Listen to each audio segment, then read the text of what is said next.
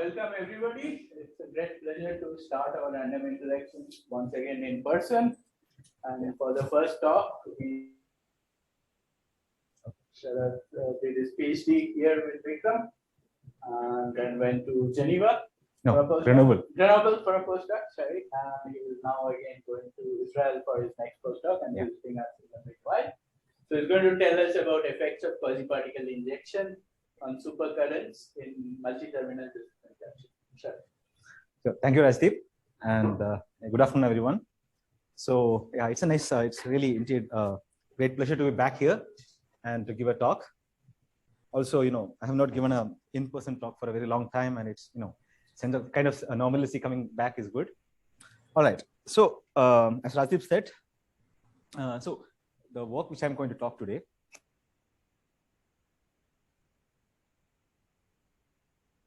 in collaboration with Julia Mayer and Manuel José. So I'm going to talk about multi-terminal Josephson junctions, supercurrents in multi-terminal Josephson junctions, and how they can get modified, and certain interesting behaviors can come under certain non-equilibrium conditions that can be brought out by let's say quasi-particle injections. Okay, so that's a general theme. Okay, so let me start by first giving you an important experimental observation that was motivation for that gave us motivation that motivated us to kind of start working on this project. So it is by a group headed by Claude Chapelier at CA Grenoble and his PhD student Thomas. So they call it critical current spectroscopy. So I'm showing you here a typical setup of this. So what they have is a superconducting nanowire, okay, which is continuously connected to two superconducting layers, and they have an STM tip. Okay, STM is scanning tunneling microscope. So STM tip. So through an STM tip, they inject quasi-particles somewhere in the wire, and in this thing they have two control parameters. One is the bias voltage of this tip, and the other thing is the tunnel current. Okay, so these two things they can independently control. And what they study is how this critical current through this nanowire depends on this quasi-particle injection. Okay, yeah. Two leads are kept at a different bias. So the two leads are kept at, so they are the voltage. There's no voltage bias. There's no voltage. No voltage bias. So there's basically a current source. Yeah. So what they do is they pass a current, supercurrent through this from a constant current source. They can increase the current and kind of measure when there's a voltage drop across that. So that's basically how they characterize the critical current. Okay, so they study that as a function of this quasi-particle injection. So that is critical current spectroscopy. So, so the STM tip, so you're injecting quasi-particles in the middle of, somewhere in the wire, and basically that. So this. Yeah. Is it the STM current or is it both? So that's what I'm saying. They have both. They can control both. So they can study it as a function of both. So the one of the data which I'm showing here. So typically, actually, for them, it is convenient to, when they want to study it as a function of bias voltage by keeping the tunnel current constant. This is just a experimental convenience because this STM tip, right? So it's very hard to kind of maintain it at a particular height. So if you keep it at a particular height, you'll have a constant resistance. But on the other hand, you have a feedback loop over here by which you can maintain it at a constant tunnel current. So that's what they do. So they study the critical current as a function of the bias voltage by keeping at constant tunnel currents. So so this particular thing is just for reference. It's the density of states of the superconducting wire, and these other things are the critical current data which they have. And the top dotted line is the critical current value in the absence of any quasi-particle injection, again for reference. Okay, so let's look at this data from the high bias voltage. So what they see is that at larger voltages, of course, the critical current is much lesser compared to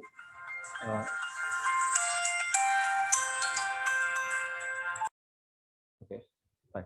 Yeah, much less compared to in the absence of quasi-particle injection. But as they decrease the voltage, okay, they see that the critical current is kind of increasing. But as it approaches this gap edge, they see a sudden kind of sharp dip in this critical current. Yeah. The critical current. This is like the first time this is the voltage across. That's the current. Yeah, exactly. And there's some threshold to that voltage. They can measure. I mean, there's an error bar, of course. There's an error bar. I mean, the thing is, threshold as in like minimum or like maximum. What do you mean? Something is standing up from. Yes. That will happen, and there will be some sort of a fitting from the. Yeah. So basically, they see. So what they do is they do the same thing multiple times. So they say finite spread of this, but then they kind of they have some procedure to detect, which is that from they have some statistical way of doing it. So yeah, so it's like not very precise, I would say. It's not all. It's not that sharply it will turn on. The voltage will come at a particular current, but yeah, they can do that. And the lower V is the lead bar.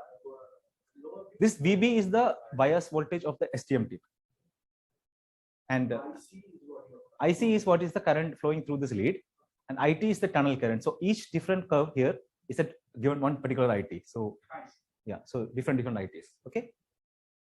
Yeah. So so yeah, this sudden dip. Okay, this is I've been calling it as a low bias anomaly for the following reason. So you see this high voltage data, right? So we found that we can kind of understand it very well quantitatively using what is called as a fast thermalization assumption.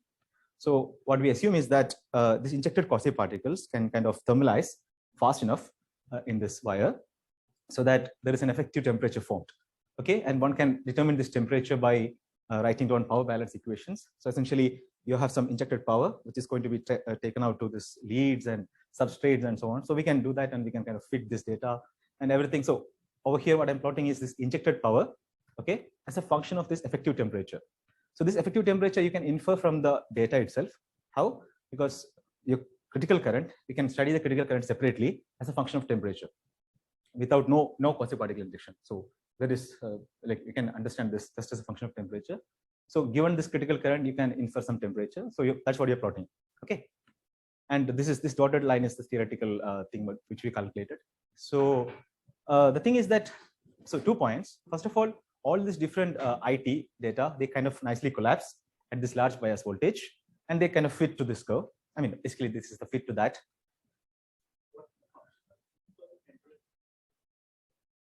Sorry, what is the function?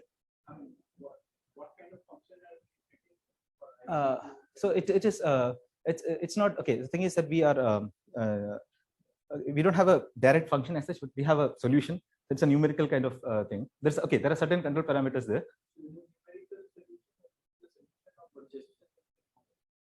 No. This is basic. So this is what is called as Isadel. I'll just talk about it.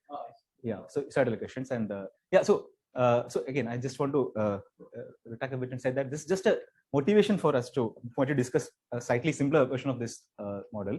I mean this setup. But yeah, so this calculation we have done anyway, and it was fitting nicely and everything. I mean, there's a nice collapse, and we could understand this part.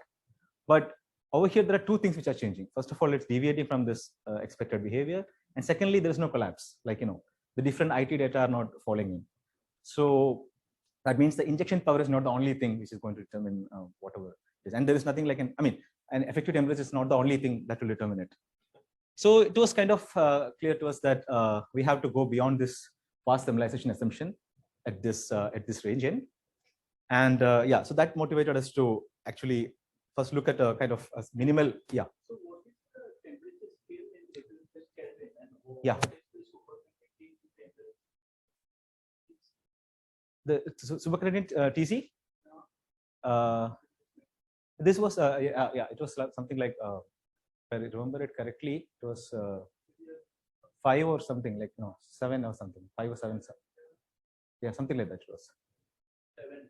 I mean I don't. It was like 1 year. Yeah, it was a single, maybe a double-digit number, not more than that. No, yeah. Yeah. Subtle is the semi-classical behavior, right? Sorry, what? Subtle has semi-classical. Yes, quasi-classical. Yeah. Okay. Yes. That's why I was asking what you were fitting. Yeah. So would you expect quasi-classical things to be general like what fit when you are? Yeah. So I am talking about quasi-classical explicitly. So I will say what is the regime of validity clearly there. So just to anyway answer your question, So typically, all Israel these quasi-classical methods, the small parameter there is delta by EF. Okay, in this kind of context. So as long as delta, so if you're working with normal superconductors whose delta are, let's say, 10 to the power minus 3 times order of magnitude smaller than EF, the Fermi energy, then it's kind of, I mean, irrespective of the temperature range, they are good approximations. So it's the a typical context. It's a perturbation. You can even think of quasi-classical approximation as a perturbation expansion in this small parameter delta by EF. So the corrections are only of that order. So yeah. All right. So oh sorry. So I can see that in this last thought, start debating earlier when the IT starts, right? IT is, I mean, these are different ITs. Yeah. What? For IT, I can see the pattern for IT 900. Yeah. You're right. Yes, there is a correlation. So basically, see, at some level, like if you think about it, this thing at another level, it's kind of expected, right? See, because I'm keeping my tunnel current constant. Now, I cannot keep doing that at very low voltages, right? How can I do that? I mean, that means my STM will just point collapse. So there is to be something there. But what is interesting, what is kind of interesting for us is that this is kind of happening. I mean, by this time, the tunnel resistance has not increased that much, and we wanted to understand this quantitatively. So that's the thing. And you're right. I mean, the thing is happening faster for faster tunnel current, and essentially this has to do with this assumption only. Like the more, so basically, if you put more quasi particles, it's more difficult for them to thermalize fast. I mean, it's just like a more quantity coming in, it's more difficult. That's the thing eventually which is playing a role here. Injection changes TC itself? No. So the tunnel currents, so the critical currents are of in basically this is what? Yeah. So critical currents are in microamperes, and the tunnel currents. So the order of magnitude between this tunnel current and critical current is like 10 to the power minus 3. So yeah. So no it's that. Okay. So I spent too much time here. Yeah. So yeah, this is the motivation. Okay. So we want to look at basically we want to look at a minimal system where we want to understand the interplay between, let's say, inelastic relaxation, diffusion, and injection, okay, in presence of superconductivity. So that was the general motivation. And we want to look at a simple system, minimal system. So we arrive at this system, which is the multi-terminal Josephson junction. So there are two simplifications here. First of all, when you have a superconducting system like that, I mean, if your central thing is a superconducting thing, you have this order. You have to solve for this order parameter equation, which is a self-consistent equation, which adds one layer of difficulty further. So we look at a normal region first of all, and secondly, in this kind of long wires, okay, there is spatial dependence. So even if you have a normal system, your Green's functions will have a spatial dependence as a function. I mean, from where you inject quasi particles and all. So that's a second level of difficulty. We want to get rid of that as well. So we look at a system whose central region is a normal thing. So we have essentially a kind of something called as a mesoscopic dot, and the size of this dot is much smaller than the coherence length in the system. That is the, I mean, the delta is the order parameter of the leads here. I mean, the gap in the leads there. So if my typical size is much smaller than this psi, it's because psi is the typical length scale for variations of, let's say, Green's functions, the superconducting Green's functions. So yeah, so that's what I'm looking at. All right. So, but then within this, I'm kind of looking at the most general thing what we can have. Like we can have arbitrary number of superconducting leads. Also going to look at there's a scale of air. Temperature set a scale for what? C is of course the ground state superconducting wave function D. Yeah.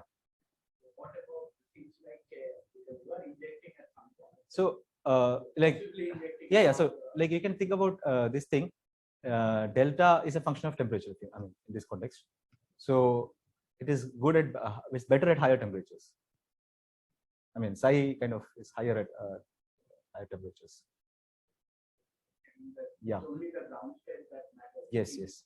Things when I'm trying to inject, there's another scale which is the KF inverse. Yes. And that doesn't play any role. So KF inverse will not play a role. I mean, for me, because the thing is. Ultimately, things are carried by quasi-particles which at KF. Oscillating at KF and then decaying with this. Yeah. So the thing is, so the only thing that matter is whatever, like if you're thinking of thermalization, it's what's the energy that they bring in. So we have this, I mean, whatever is this thing which is going to bring in, they're going to bring in, that will capture. But the thing is, okay, this quasi-classical approximation itself, what we are going to neglect is that the oscillations of the Green's function like which is far away from this kf. Like we keep into account what is happening near kf. Okay, we have that. So I think it will be more clear when I talk about the approximation by which I solve this.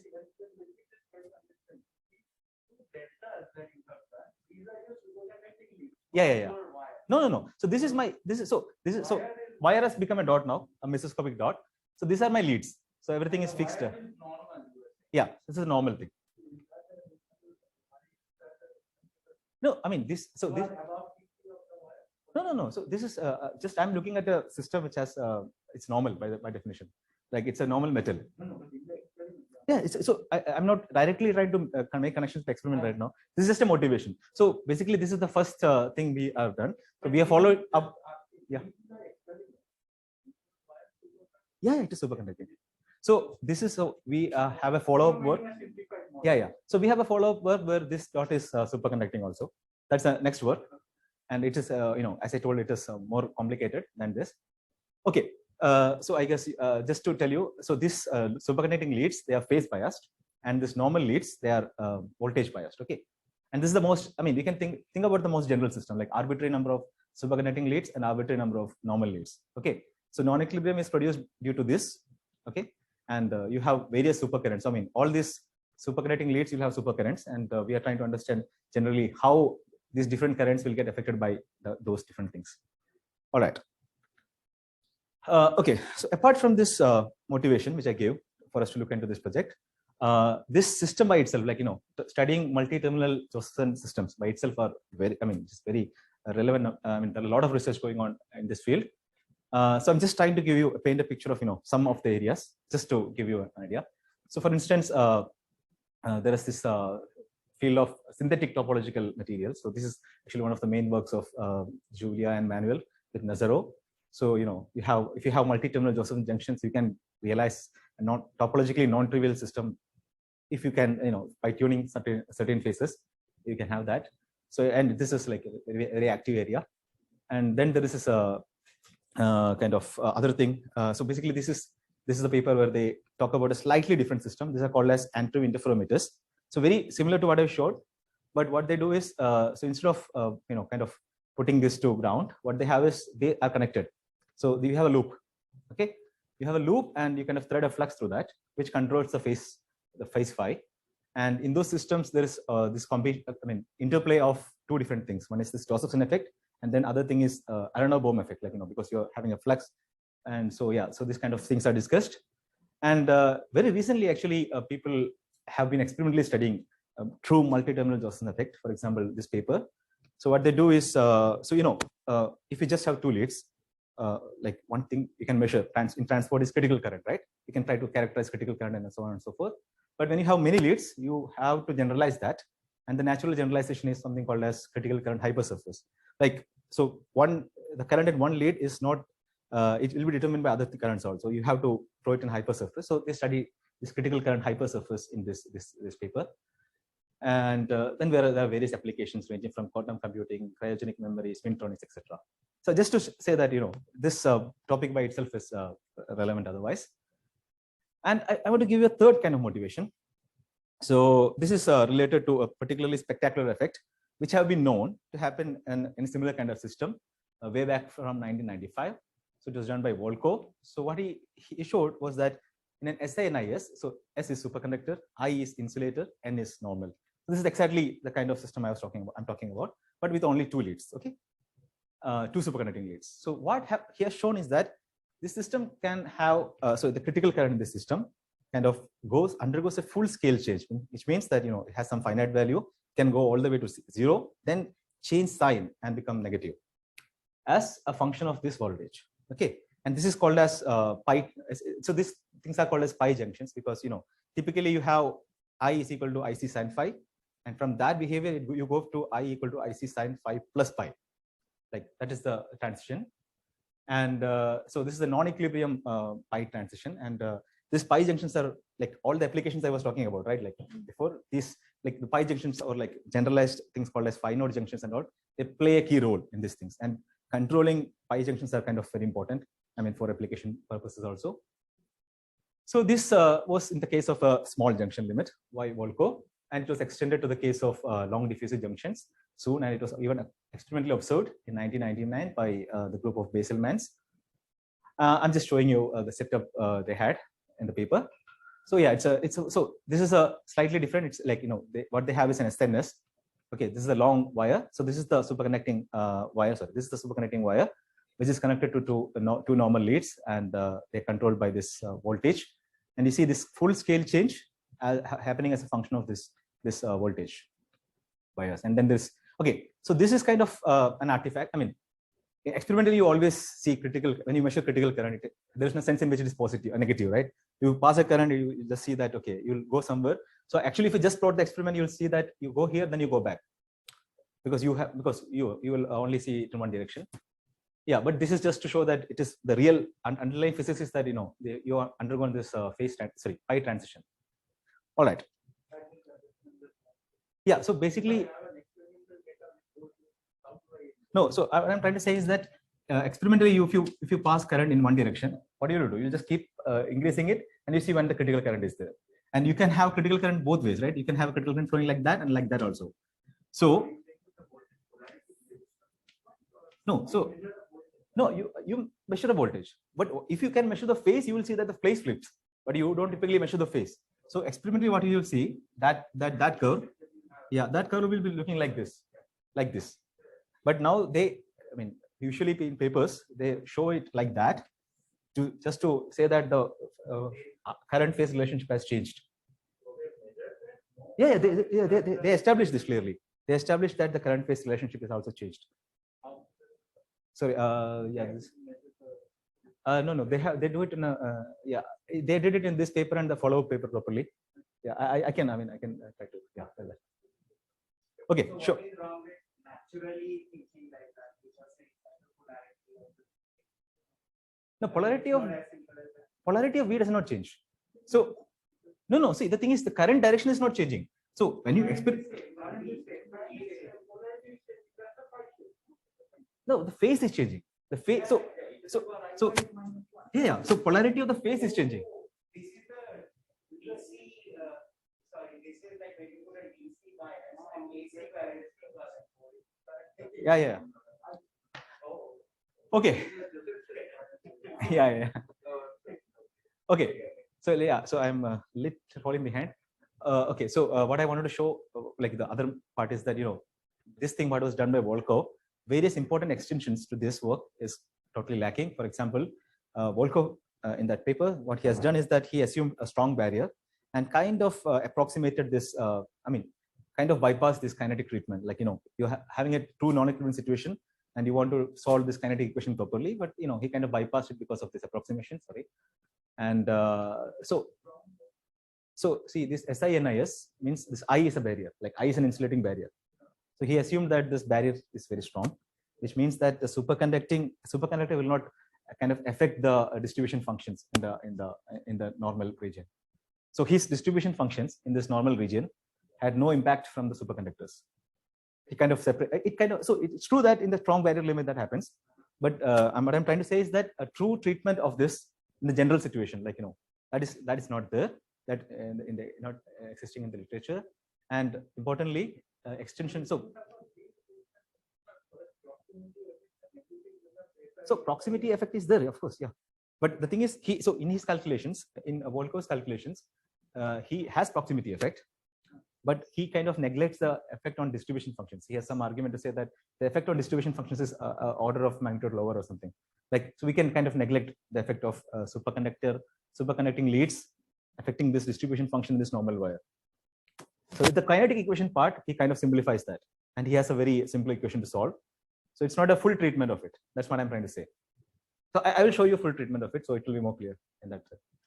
Okay. So, and most importantly, so I will show you that inelastic relaxation in this kind of systems, okay, they are actually going to play an important role, and it has not been studied yet. and also the generalization of this kind of effect to when multiple superconducting leads are present that are also absent. So kind of these are the kind of things I want to discuss today. All right. So with that brief introduction and motivation part, let me give you an outline of my talk. So first, as I said, I'll be working in this quasi-classical approximation, and further there's something called as a diffusive limit or a dirty limit, which leads to the sinusoidal equations. I'll just give you a brief overview of this framework. Then I'll talk about the key equations for my system, and we'll discuss briefly how we solve it and how we get this Green's functions and distribution functions by solving that. Then the key observable, the key quantity we are interested in is the electric current to the various leads, and in particular the supercurrent. And we'll talk about the non-equilibrium pi transition and the various properties and interesting behaviors we get out of that. And finally, I'll talk about how inelastic relaxation will modify these properties. Yeah, they are the yeah, they check it. Yeah, all these experiments, they check whether we can apply that. So yeah, totally in the diffusive limit.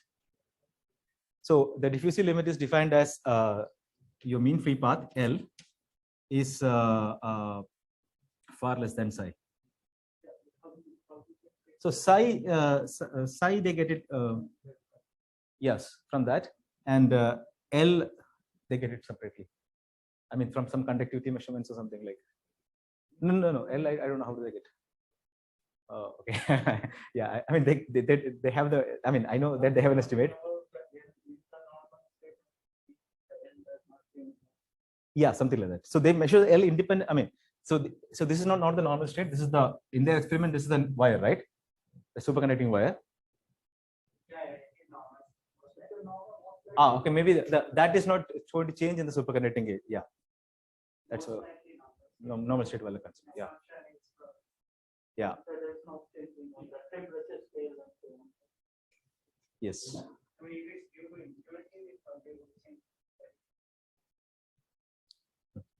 Okay. So let me start. So this is a niobium and aluminum. Like they have two layers, like some substrate on top of that.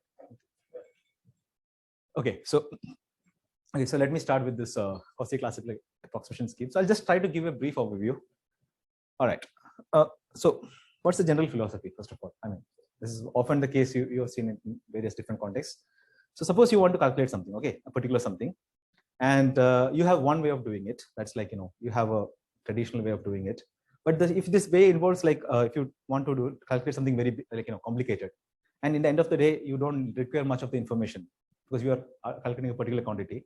So because you are doing so many steps in the between, so that's not a good way, right? Like you want to, so if there's an alternate option, you can throw out this unwanted information in the very beginning itself. So then you are left with similar set of equations, and you can try to solve that, right? It becomes easier, and it will give you a better, clear picture of what's going on. So it's somewhere in that category, this approximation scheme.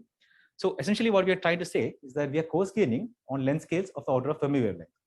So if you are interested in quantities who are whose typical scale of variation is much greater than the Fermi wavelength, then you can use this approximation scheme. So in this kind of systems, superconducting systems, as I told in the beginning, the typical scale is psi. So if k of psi is kind of far greater than 1, or otherwise like delta is far less than EF, we can apply it. And as I told, for typical superconductors, delta by EF is of the order 10 to the power minus 3. So it is a very good approximation scheme. So yeah. Yeah. Okay. Yeah. Typically injecting is around K. Yes. Right. Yes. And so when this non-equilibrium things happen, why don't I care about things? Very simple. So if, for example, if you're looking at temporal behavior, time behavior, maybe what you said is right. So, but we are always interested only in the steady state behavior. Okay. And second thing is, we only capture the things at PF and the not things which are going to far away from PF. But this intermediate transition state, if you want to capture it, maybe yes, we have to maybe this approximation may not be good enough, because if there are like oscillations, time scales, or like temperature scale, right? That will give you some energy density. That tell you how far away from K you are injecting. that will. So the thing is, So you are assuming that that scale is of the order of delta. the temperature scale is of the order of delta. That is true. But the thing is that that's not the only scale in the problem. Far above 80. That's what your calculation. No. So in the first this thing, we are not far about TC. This is like 1. TC is like 10 or something. Like this is 10 or 10 to the power 0. No, it's below. This is 10 to the power 0. That's 1. It's from 0.1 to 1. Yeah, sorry. Yeah. Yeah, sorry. That's a 10 to the power 0. Yeah, I get it. Oh, sorry. Okay. Okay.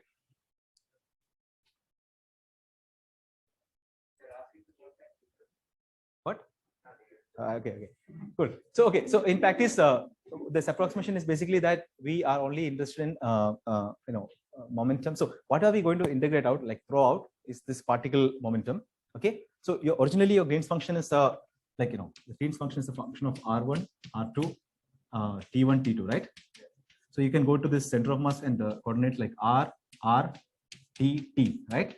So then you can go to this mixed representation GR. Let me put this T here, and you can have P and E. Like this is the Fourier transforms of these two quantities. So what we are going to throw out is this quantity, the P. Okay. So the rationale is that far from P. So the thing is, okay, that's basically the assumption. Like things are going to be determined mainly by P close to PF, and away from that information is not that relevant. So this quasi-classical Green's function is essentially this PF, this P magnitude of P integrated out. We only keep the thing at magnitude at PF only. So you still have this angle information, like which angle where you are moving at the Fermi surface, that is there. And so this was actually I think for the first time done by Eilenberger and maybe simultaneously by another guy also.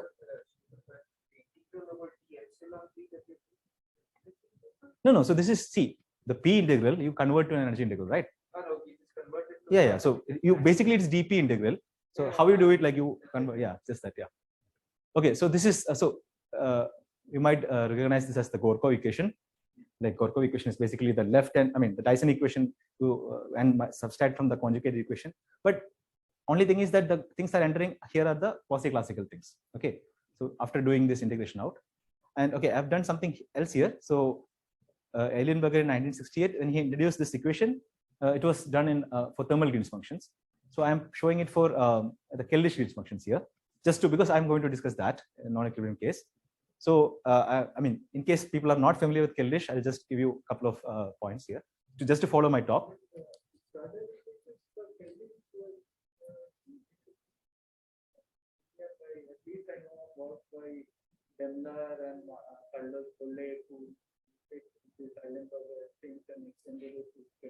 Yeah, but after this, right? Yeah. This thing, this has been nowadays. Most of the papers they are always working this.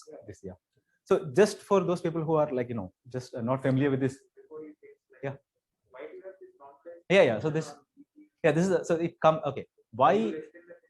No. I will not explain it. Thing is, it's not.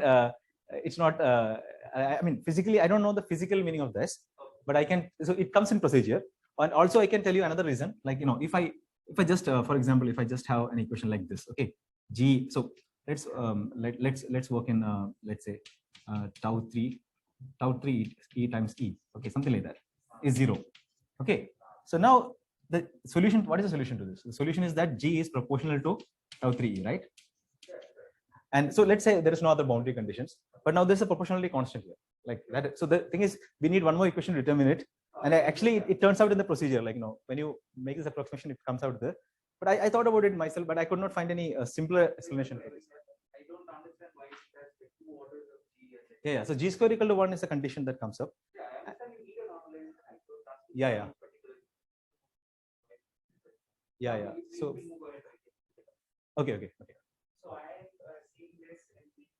Yeah, exactly. I was going to come that. Yeah. So exactly. So this is what happens is that there are these two-particle fluctuations. They are encapsulated in this matrix Q. Then you can consider fluctuations that kind of don't change the like radial length of this matrix, which is probably equivalent to These are the soft modes.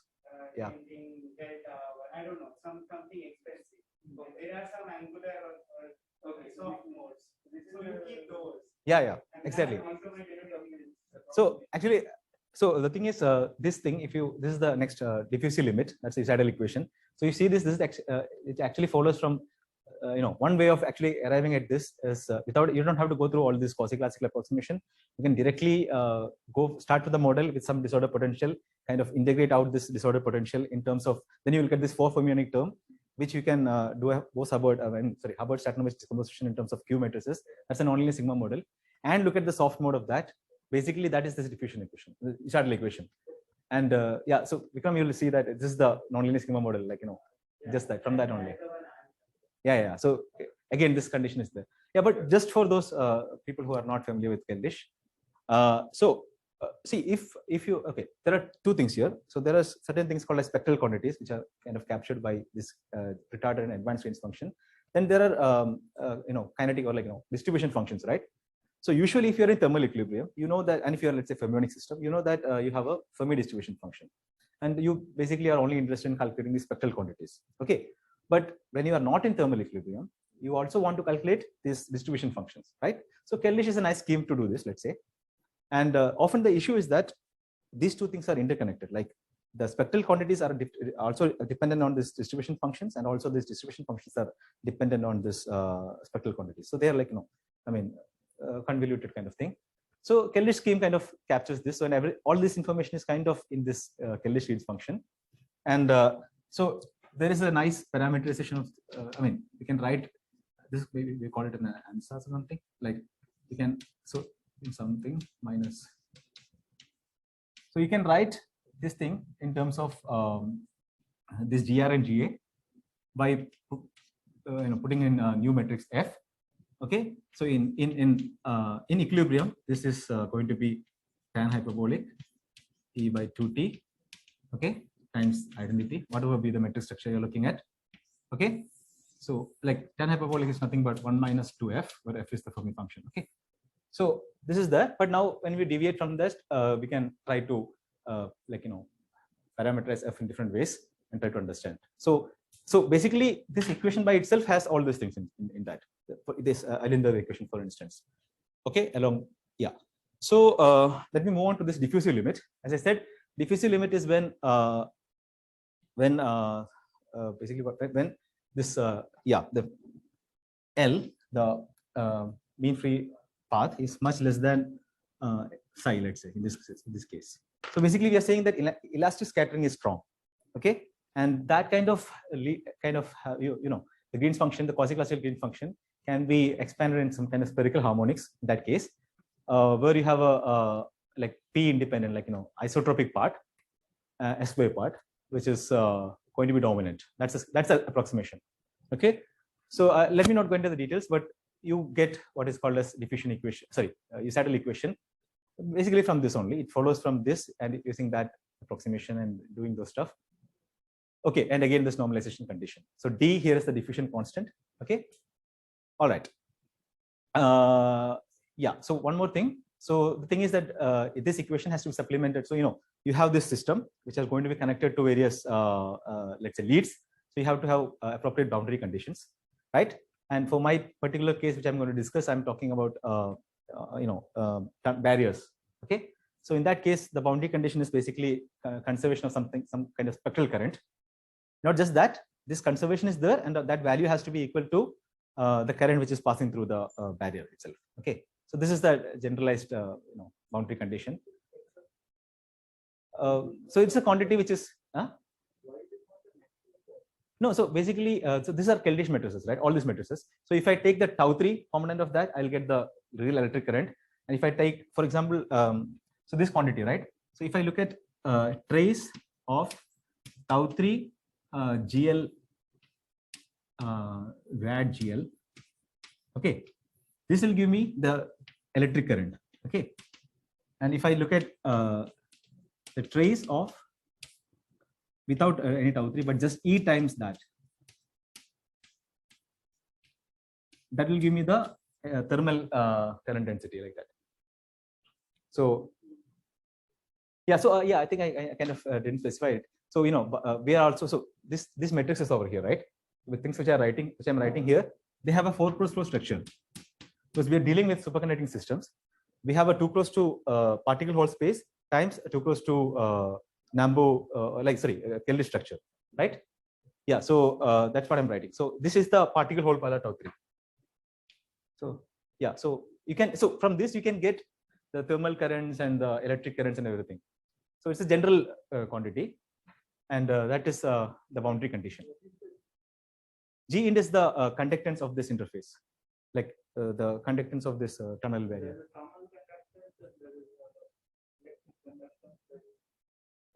No, so G int is the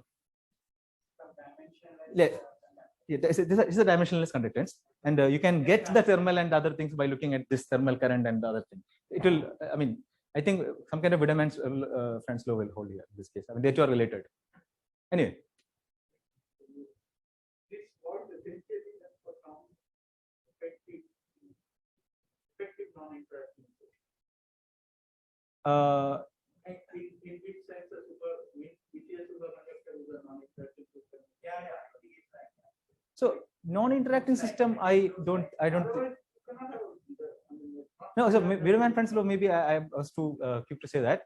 I mean, what I can say, at least from what I said here, and that, so these two are related. The electric current and thermal current, they are just following from the same quantity. That is true. So I don't know whether Wiedemann-Franz law will follow from that. Yeah, but yeah, that's what I was thinking.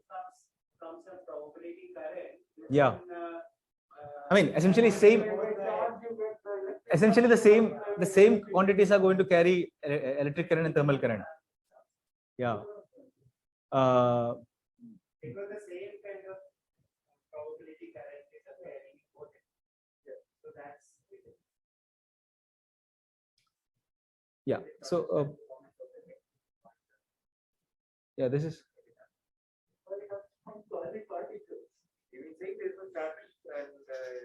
Suppose just a formula some effective 12%, there's only trace of that can transport energy. What I'm not so sure about is what you have I take back my word, but not so clear to me. Charges are not so trivial. They depend on various things. Right? The Coulomb factor comes in defining the effect. There's a mixture of particles and then I'm sure that we hold. So I mean, this holds as long as our approximation scheme of quasi-classical plus diffusive thing holds. So in that case, you ask this. I mean, whether this thing, yeah. So this is the boundary condition within this approximation scheme, right? So what is the chance of a boundary? Like normally it's U K square minus C K Yeah. Something that goes into the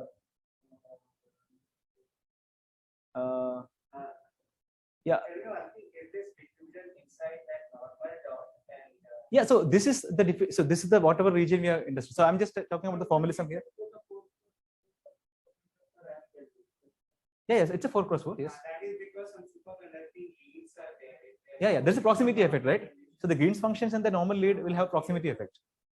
but once you have that, then with proximity you get a volume of quasi-particle. Yes. That you have all charges. Yeah, this tunneling rather weak. Yeah, if that is to be avoided.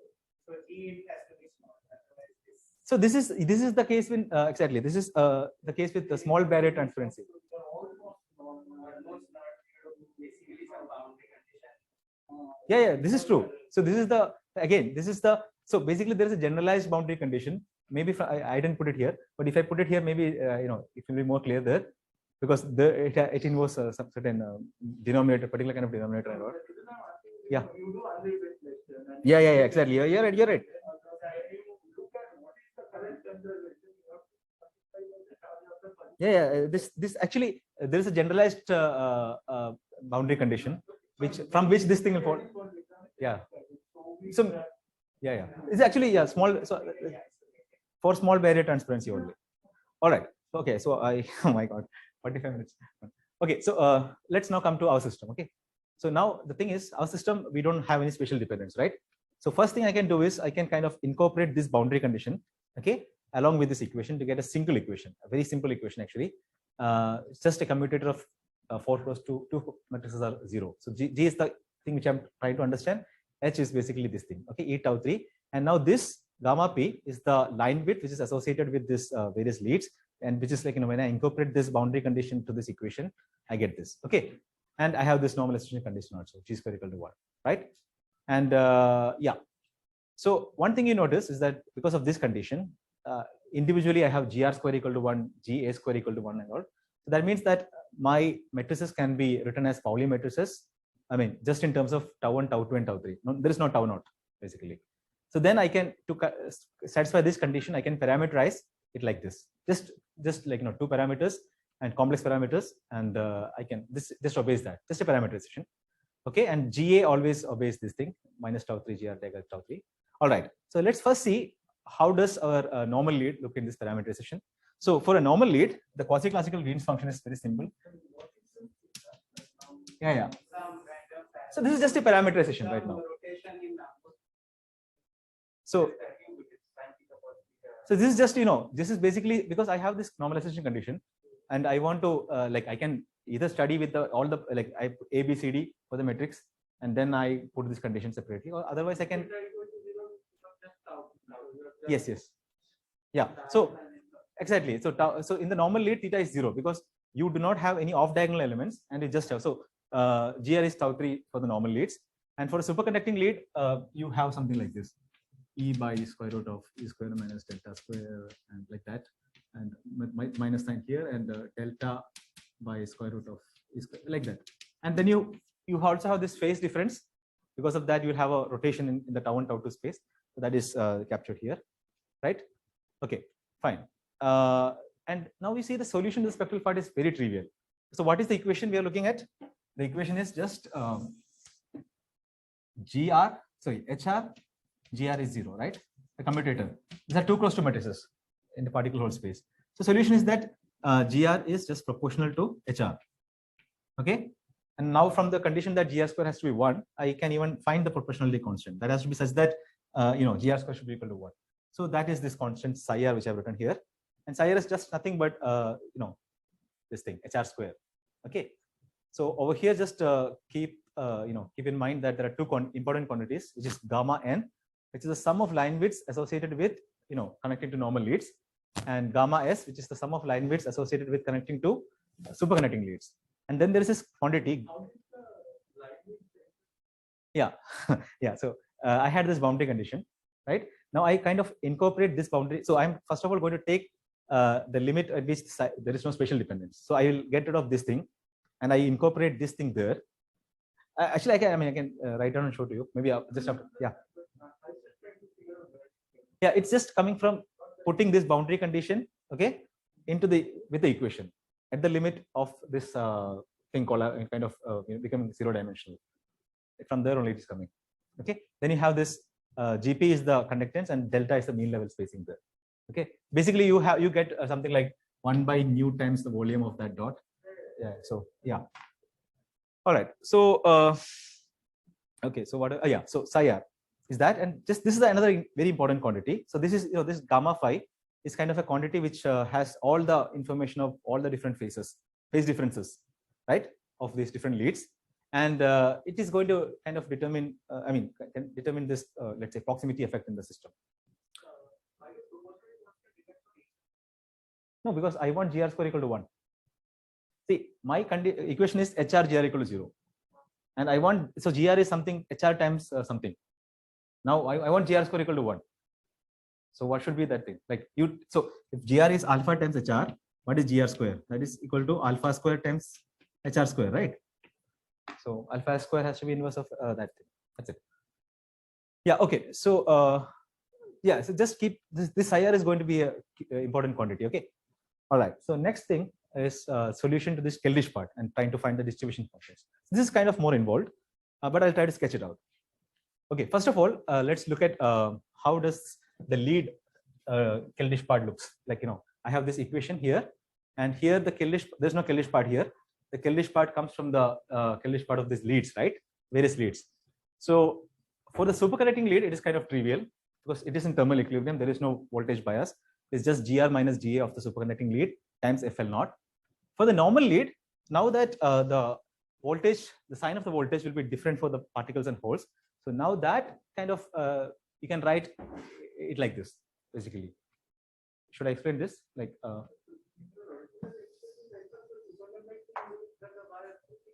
no. Yeah. Only the normal leads are voltage biased. Superconducting leads are phase biased only. Yeah. So the normal leads, the fact that we are voltage biased in the normal leads to kind of this kind of structure. Okay. Just because the particles and the holes have a different sign of the voltage. So what is important here to notice is that there is an FL part. This is called as a longitudinal part for historical reasons, I think, and that's an odd function in energy. And there's an FT part. It's called as transverse part, which is an even function in energy. Okay, right. So you have the Keldysh part for the leads.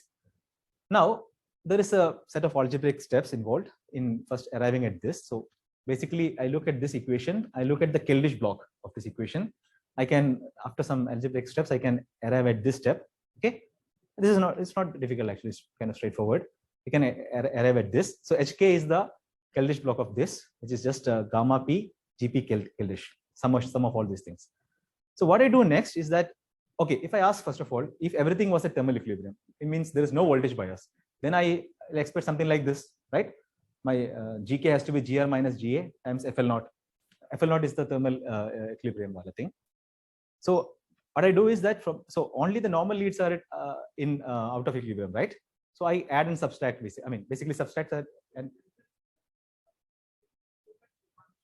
yes. The G that you were writing is the dot. So G means what? The one that you were solving for. So this is the Green's function. Yeah. Yeah, in the dot. Yeah. Only in the dot. So I'm only trying to understand things here because these things are known. The leads thing I know, we are assuming they are leads, so they are not going to get affected by these things. So this is the only thing, the quantity you are trying to understand. So you can do this. So basically, kind of take out this equilibrium part outside, and then so this double prime is kind of summation only over the normal leads, right? You can do this, and okay. So basically all this series of steps, right? So I think we are kind of doing for the zero. This is the chemical potential. So suppose I did not voltage bias the normal leads. So then all of them are at the same potential, that one. So this is the chemical potential of the superconducting leads. So say, all right. Okay, so there is a yeah. So this steps, right? These steps are like we kind of okay. So okay, end of the day, what we can say is that I can write the distribution functions of the dot FL and FT. Okay, exactly. So these are all exact expressions. Okay, and so there is a key identity that went in to solve this, and this is only valid if this happens. Trace of GR tau 3 GA equal to 0. So this is true in our case, and actually you can show that this thing is proportional to sine of chi minus chi star. So just to say that chi is this quantity in this thing. So in our case, chi is real. You can see that chi is real. What is it? Somewhere I've shown it. Yeah, chi is real. So this holds. But for instance, if I had a superconducting dot instead of a normal dot, this will not hold. So one has to generalize it further. Yeah. So that's it. So basically, you have FL and FT in the dot. Now there's a particular limit we can understand this very simply. For if I'm looking at energies less than delta, FL is just this. See, because energy is less than delta, the superconducting, there are no density of states for the superconducting leads. They will not determine the distribution function of the dot. It's only determined by the normal leads, and just a simple linear combination of this conductance of these line bits. All right. So this is the we have seen the exact expressions for the Green's functions and the distribution functions. Now let's look at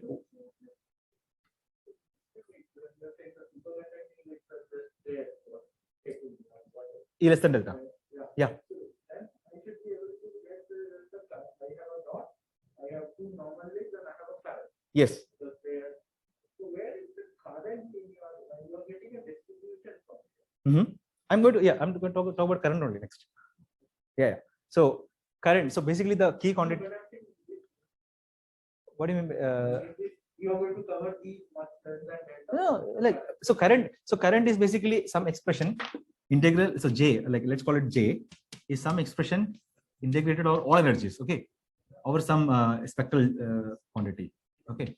So I'm not. So I'm just saying that this distribution function has a nice form which we can easily understand in this limit. That's the only thing what I'm saying. So current will. No, sorry. What? This is the summation over the normal leads. So it is basically just dependent on the FL is so FL. Yeah. Yeah. So this is the different. So you have a different FLPs. I mean that's the FL in the normal leads. It's just a linear combination of that. Linear combination in the sense that with this proportionality, like So for example, if you only have one normal lead, then I'll just have FL is the FLP of that lead. Because see that's only the normal leads determine the distribution function of the dot for energies less than delta. That's the only statement here. Okay, so electric current. So once again, you can write down. This is what I was telling you. The tau 3 component of this spectral current. So you can write down. So I'll just speed up now. So the current can be the current to an SC lead, superconducting lead, can be written as two terms. One is it has a supercurrent part and a quasi-particle part. I'll tell you why I'm calling it like that. So these are the expressions. First thing you notice is that over here, the supercurrent part only has the FL part, like either FL or FL naught. Okay, and these FL, as I told you, they are even. Yeah, they are odd in energy. Sorry, they are. Sorry, FL. Wait. FL is even. FL is even. Yeah. Where? I'm just. Did I say it wrongly here?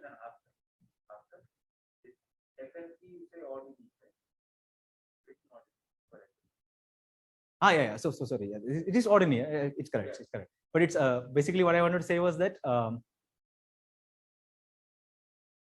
Yeah, I'm just confused here. Oh, sorry. 1 second.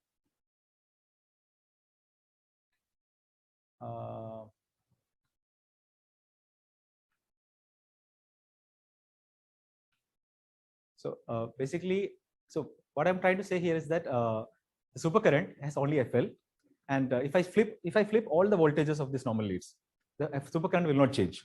And I just did I make any mistake here somewhere? I'm just looking at that. So if I flip V to minus V,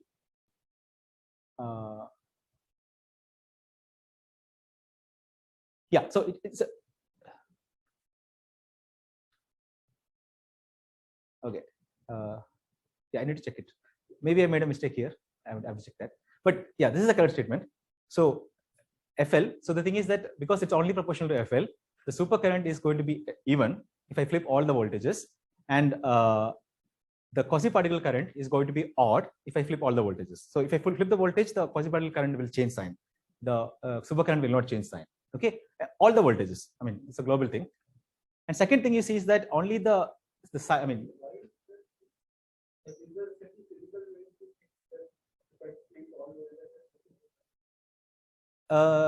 Because so the thing it's a simple physical thing.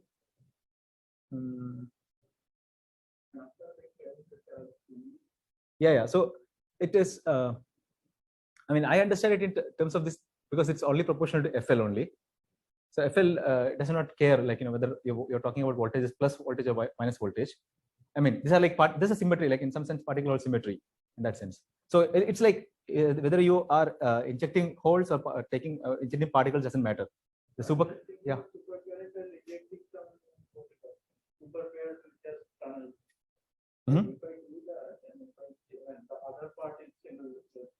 Yes. Yes.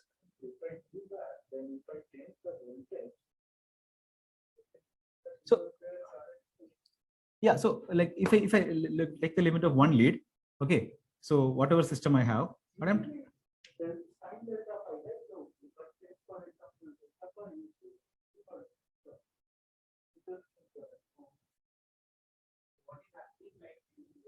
injecting some quasi-particles by normal leads. yeah. So let's take out the normal. Okay. Yes. But supercurrent, there is no voltage. No? They are supercurrent. They are phase bias. They are at same voltage. No, we are keeping the phase bias as it is. Okay. Yeah, yeah. So The only voltage is on the normal leads. exactly. If you remove them out of the picture, So the thing is that there are two, like what I'm trying to say is that there are two kind of symmetries here. One is flipping with respect to all the voltages of the normal leads, and second is flipping all the signs of the phases. So if I flip all the phase sign, the supercurrent will be, because it's sign, because it will become negative, and the quasi-particle current is always proportional to all these cos or like even parts of phi phase differences. It will stay even. Okay. So yeah, that is the defining property of symmetry property of these two things. If I look at the current to a normal lead, then I see that it has a simple form, and it is odd, and it's odd under this global sign flip of phases, and it's even under global sign flip of it's odd under this global sign flip of voltages, and even under this sign flip of phases. Okay, so this actually leads on top of total current conservation to separate conservation for the supercurrent and the quasi-particle current. So essentially, whatever quasi-particle current you're injecting from this normal leads has to be balanced by the quasi-particle currents the supercurrent leads. So these are two separate.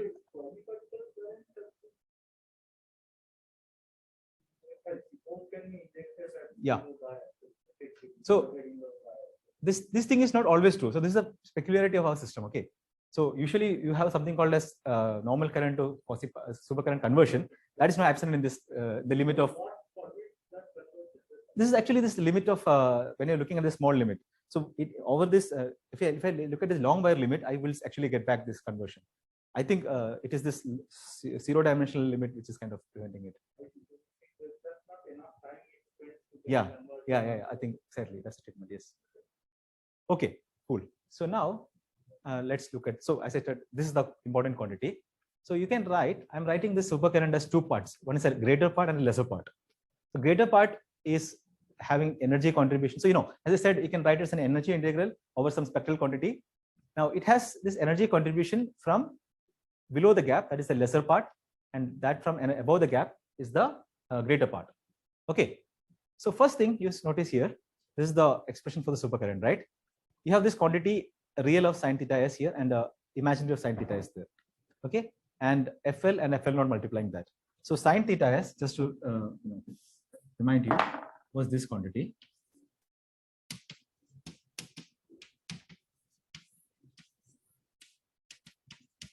Okay, so delta is the delta of the superconducting leads. So now we see this is either real or imaginary. I mean, depending on where energy is greater than delta or less than delta. So this quantity, that means that for a given energy, only one of the terms contribute. Okay, and this is actually a very crucial observation. What it says is that, for energies greater than delta, I mean, for the part which is coming from energies greater than delta, only my FL not contributes. That is, the distribution function in the superconducting lead contributes. And for energies less than delta, the distribution function in the normal dot contributes to supercurrent. Okay. Now you see, this thing is not going to get affected by voltage because that's a superconducting, the distribution function in the superconducting lead. So voltage biasing only affects the subgap part, this lesser part. Okay. So this is the crucial observation, and this is actually what is going to cause this pi transition and everything. All right. And so this spectral function over here, which has a nice form and which has the same form for energy less than delta and greater than delta, as we can show. Okay, now let's look at this spectral function, which is real of psi r by psi r square times sine square theta s. Okay, so that is this. Now, this is a simple form. You can plot it directly, and what you see first of all is that there is a change in sign in the spectral function at delta. Okay, this just because if you look at sine square theta s, you'll have delta square by e square minus delta square. That changes sign. And additionally, you have some other features like there's a square root singularity at delta. If you're slightly less than delta, but there is no singularity greater than delta, but there is a non-analytic behavior here. And if I do not have any normal lead, that is gamma n equal to 0, I have a square root singularity even at this point. So this is the induced gap in the system. Okay, this is due to proximity effect. And this gap Eg is going to be determined by this gamma phi, which I was telling you. All right. And yeah, so if I have over here, I'm just showing you with a higher gamma n, this everything kind of smoothens out, but not this thing, like because this is a real square root singularity at delta. Okay, and yeah, just let's keep this analytical approximation part. So main thing, you see that there's a change of sign. Secondly, the contribution from this energy range is more compared to that from here. The area under this is more compared to here. So my current is a sum of these two terms. So to start with, I have, let's say, positive current because this is more. But now, as I increase the voltage, my contribution from the subgap part is going to be reduced. For example, at t equal to 0, if I look at it, I can write this subgap part, right, something like this, integral v to delta naught. So essentially, what I'm saying is that instead of going from 0 to delta naught, I'll be doing from some finite v to delta naught. So the contribution from the subgap part is going to reduce. And since they are opposite sign, what will happen is that eventually at a point I will kind of cancel out and then they'll change sign, right? So that is this mechanism behind this pi transition. Okay, so your current can change sign as a function of this bias voltage. Okay, so if I look at this particular limit, gamma is far less than Tc, I mean, this is an exact analytical expression. You can see that this happens at a particular voltage, delta naught by root 2. But here this is sine phi. So that means that, so now this is supercurrent for a given phi. Now critical current means what? As a function of phi, what's the maximum current you can have? Supercurrent, right? So here, the thing is that if I look at the critical current, it will actually go to 0 because I can only have a sine, because it is sine phi, at pi by 2 only it's maximum always. So this thing always, I mean, the critical current in this limit will go to 0 if I study it as a function of voltage at V star. Okay, but that is not generic. Like if I have, this is the case where gamma is far less than Tc. Okay, if I have this, if I'm above from this limit, that critical current will not actually vanish at the V star. It will be a minima. So this is what I'm trying to show you here. So if I'm looking at this critical phase at which at a given voltage, I see that at the transition there's a jump. Okay, and why? So I'm just trying to illustrate over here. So this is just less than V star. So if I'm just less than V star, the current phase relationship has a peak at some phi. Okay, but then I'm even further closer, but just less than V star, I have two peaks. But this left peak is still the dominant one. Okay, but then suddenly after just close V star, the right peak dominates. So that's this jump you're seeing. So yeah, so then basically what I'm trying to say is that this thing is you really have a transition from, I mean, you really see a jump in these things. So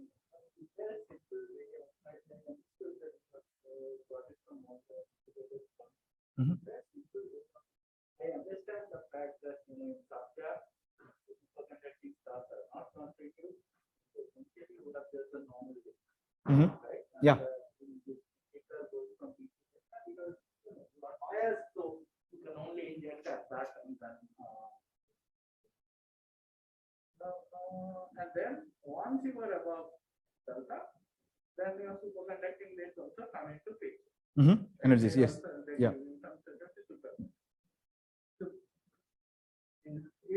And you are saying one thing that this subgap piece, which is the normal thing, and the supercurrent are somehow opposite each other. Yes. Right? That is the statement. Yeah. Is that something that is easy to understand? That is the fact that I will have a normal lead current, electron current going like this, and a supercurrent current. This statement, right? Why is this change of sign? How can we understand it generically? Yeah, I mean, I try to look at. I mean, no. This is very generic and it is very well known in from 1995 itself. This things in a quasi, I mean, in this diffusive limit, if you look at the spectral current, they have opposite signs at delta, and it's in some sense it is like, if I don't take the quasi-class diffusive limit approximation or something, I have this Andrew bound states, which are essentially, these are the things that are broadening out because of this finite gamma s. Yeah, that's the point. This thing, because I am having this diffuse, I mean, elastic scattering or strong elastic scattering in the system, those bound states are kind of broadening out essentially. That's the picture. I don't have a very proper understanding of why it should be negative. First of all, I try to look at the literature. I mean, when I do the calculation, I get it negative. It's trivial to, yeah. Yeah. I don't have a simple physical explanation for that. But the only thing I've seen is people talking in terms of broadening of these things, and but why negative still I don't know. I mean, I only know it from this formula. That's it. Okay, so okay, cool. So I'm just showing you. So at t equal to 0, you have this kind of abrupt behavior because the moment v is greater than delta, you only have contributions from the energies greater than delta, and it's just not going to be affected by voltage. So you have this sudden change. So this is the pi transition, by the way. Like say if I'm plotting the magnitude of critical current, like that's what you measure. Like you see it as a minima in that thing. Okay, and it's not really touching 0. Only in the weak limit you kind of go close to 0. And when I look at a higher temperature, for instance, this is 0.9 Tc, you see that things are smoothened out. But interestingly, in this weak limit, you see this enhancement of critical current. So the current in the pi phase, critical current in the pi phase is much greater than the critical current in the equilibrium phase. So this is a like non-equilibrium enhancement of critical current. This is only true in this weak coupling limit. So I'm just trying to show you a better, proper study of that. Yeah, I know. I mean, I'll try to speed up. Yeah. Okay. Cool. So next thing is we can study this V star. So we have analytical. So almost all the things we studied analytically. So we have expressions for that. But interestingly, if you look at V star, the voltage at which this transition happens as a function of temperature, we see a crossover behavior. So for the weak coupling limit, you kind of reduce with temperature. And for the strong coupling limit, you kind of increase with temperature. So V star is kind of higher, goes higher, and it just goes lower. Okay. No, this is only quantitative. Again, I mean, this we try to discuss very much. There's no. So the thing is, it actually even quantitatively, it's not easy to see it. So yeah, the qualitative part, I've not understood it yet. I mean, I tried to discuss with them, with Julia, and we didn't understand a simple qualitative explanation for this. It's actually related to the fact that EG, right, the spectral gap, okay, for different limits are different. So for example, if I'm gamma s is far less than Tc, okay, EG is proportional to gamma s, okay, proportional to gamma s, whereas my gamma s is far greater than Tc, EG is proportional to gamma phi by gamma s times delta. So it's more close to delta. So one case it's almost close to 0. So like EG is very close to 0. And this is EG is kind of close to delta. So this is one of the things which enter, but then we have to have some other quantitative reasoning. Otherwise, it's not very clear how to explain it. Okay, so this is crossover behavior, some nice features like that. Okay, and then this is the thing I was talking about. When you have multiple leads, more than 2 leads, we have to generalize this to a critical current hypersurface. So over here, I'm discussing the case of 3 leads. So then, since there is a current conservation of supercurrent, like you only have to worry about only 2 leads, because the third lead we can calculate from that. So I'm plotting this critical current hypersurface for that. So this is so basically, let's look at this thing. So the color code. So V equal to 0, we are here. Okay. So then I reduce the voltage. I'm kind of shrinking. This critical current hypersurface is shrinking, and it's further shrinking. And at 0.75, it's kind of almost a dot. Then I am further increasing the voltage. It's growing back. Okay. So this is the behavior. So the critical current hypersurface first shrinks, goes to a minima, then it kind of goes back and saturates. So that is this the function of voltage only.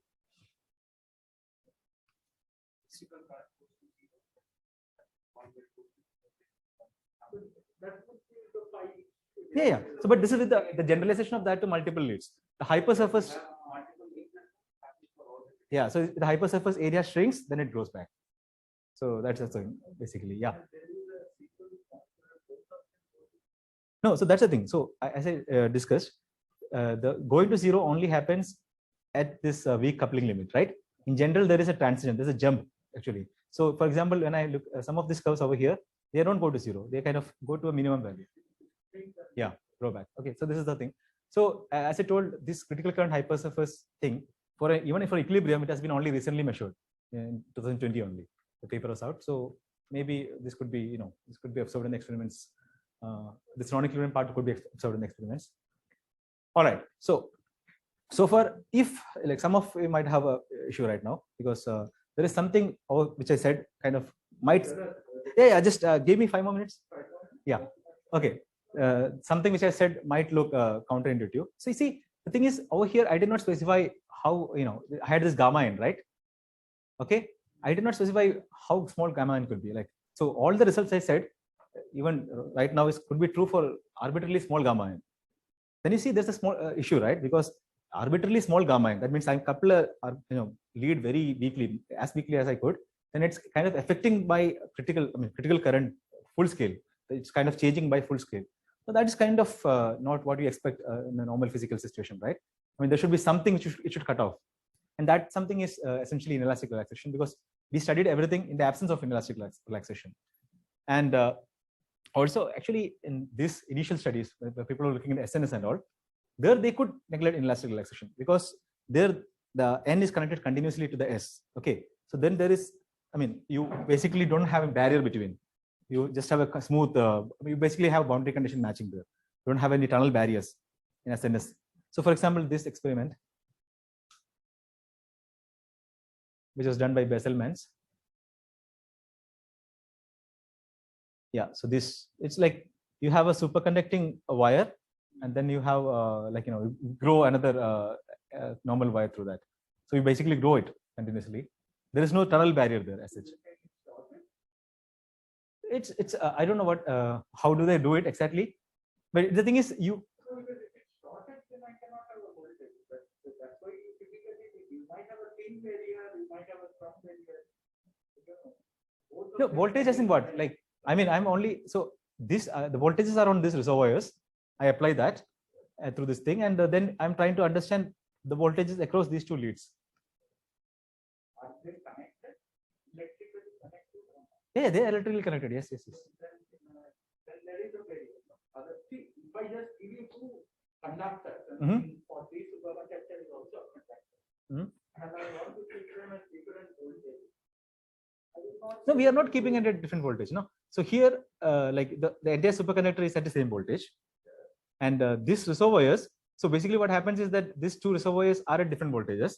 But then, what's happening here is that there is some kind of system kind of adjusts itself, the voltage and whatever it is. That's determined self-consistently there, so that there is no net voltage across the superconducting leads. So that is what they solve for. All the quasi-classical equations, when they solve for this, that's what they do. And even experimentally also, there is a regime of voltage, this control voltage, over which there is no voltage developed across the superconductors, superconducting leads. Yeah. Okay, so let me try to.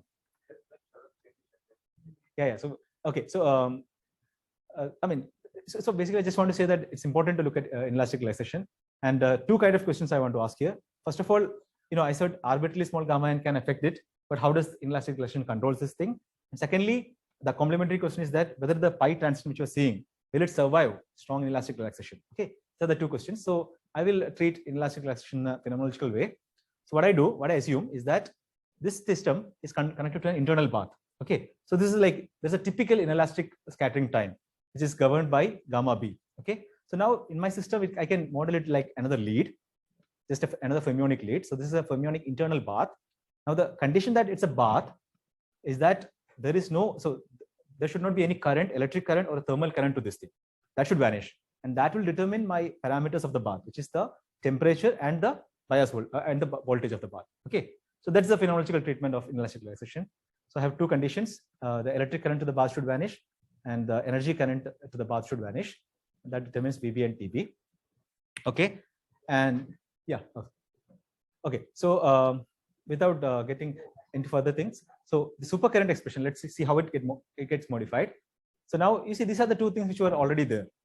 Okay, this is I just want to show you this expression and I'll stop it. Okay, so you already had this. Now there's an additional term which is due to the inelastic scattering part. Okay, and there's a denominator also here. And now here the thing is, this term is governed by the distribution function of that bath.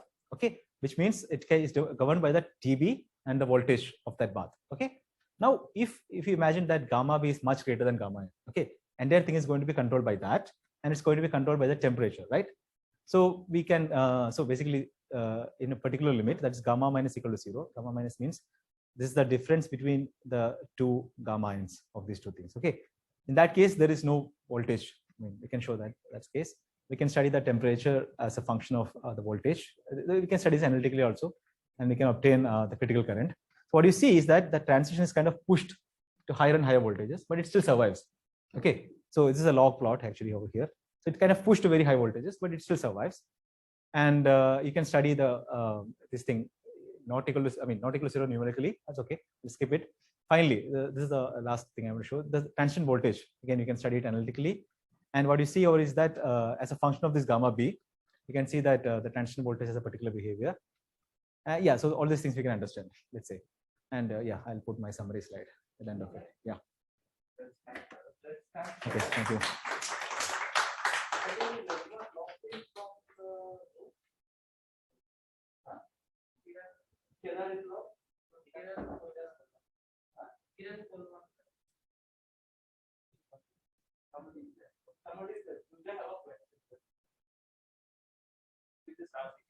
Hey, does someone listening over Zoom have a question?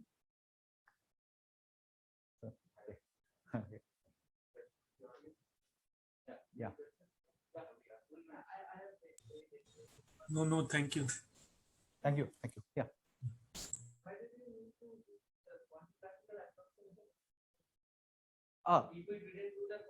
I have to do a lot of work. I mean, basically, if I don't do it, I have to deal with, see, basically I have one more variable in my problem.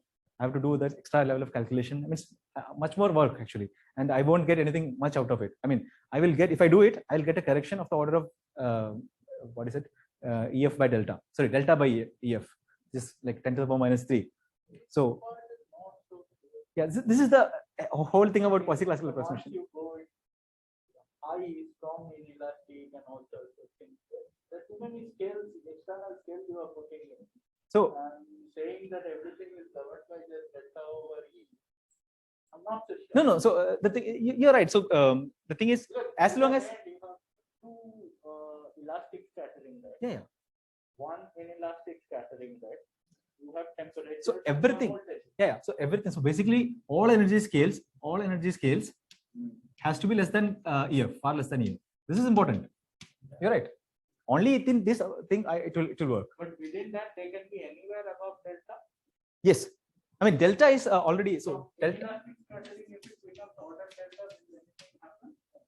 No. So I am looking at, so in this particular no, quasi-classical, it will not affect the quasi-classical approximation. Quasi-classical approximation, only thing is that things have to be less than EF. That's it, far less than EF. All energy scales involved. It basically says something more. It says that you can average out things and that things have to be much less than EF, I understand. Yeah. But you are doing more than that, right? You are integrating out all momentum. There's no momentum flow. Yes, the particle momentum we are integrating out. Yes. Will that work? I think so. Yes. I mean, I don't have any argument against it right now. Okay. Whether it shouldn't work. Yeah. But in the calculations I've done, I've not done that. For example, I was always gamma B was far less than delta anyway. Yeah. So can this be taken to something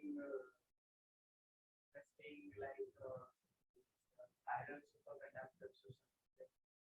But it's like something longer there. So first of all, if the moment I have some like let's say a non-aspirative superconductors, the diffusivity limit I cannot apply because I need to keep track of P. So I have to basically work in the Eilenberger equation. So still I want to work in this quasi-classical thing. But yeah, so I want to say, like, I don't know what other things can happen there. Yeah. I think they are looking at all this. Yeah.